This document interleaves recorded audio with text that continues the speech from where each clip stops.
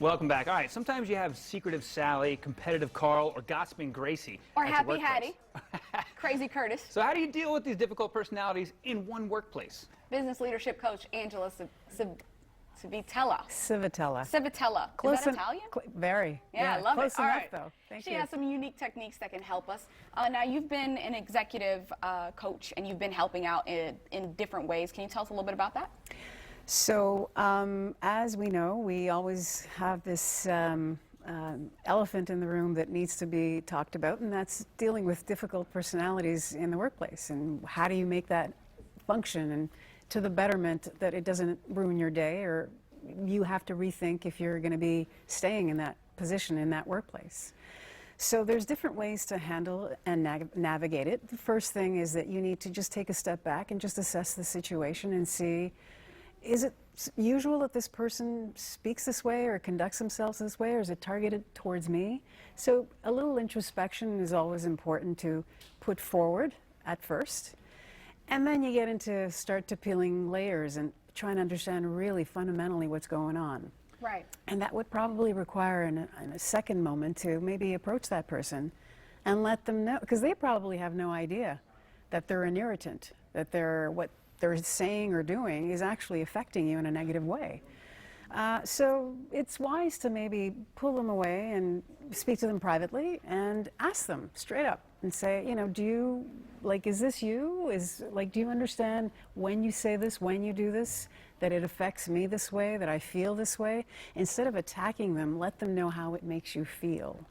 So you own it. And so this is something you're doing, and again, you have experience as an executive in the corporate world, and then you decided, you know what, you saw a need, and you now go around, you have a team around the country that works with organizations to help not just their workers, but their leaders, right? Mainly the leaders. Yeah.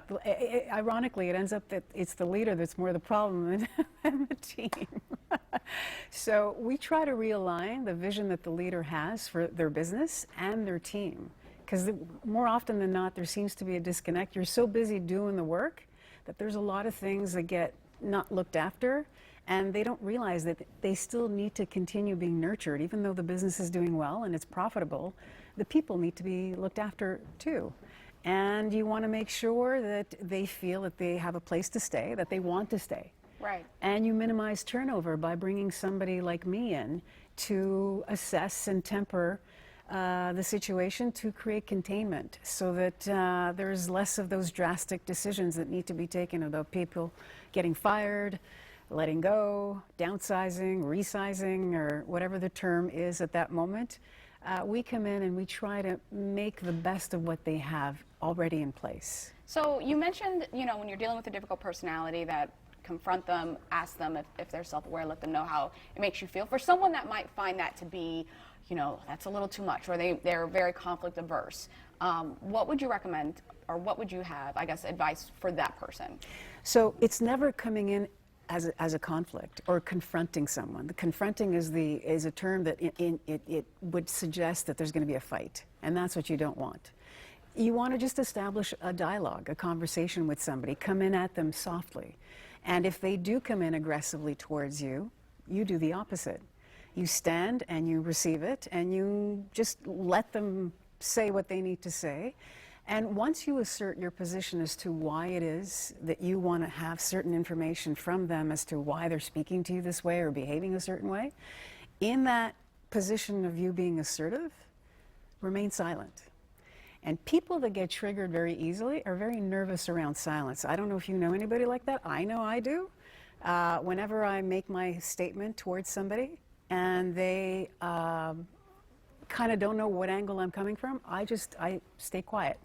I stay quiet because I know that it's going to trigger. It has to trigger a response from somebody that's usually comes in very antagonistic, wanting to fight, wanting to get into some sort of a debate. We've got to go to commercial. How can people get in touch with you real quick?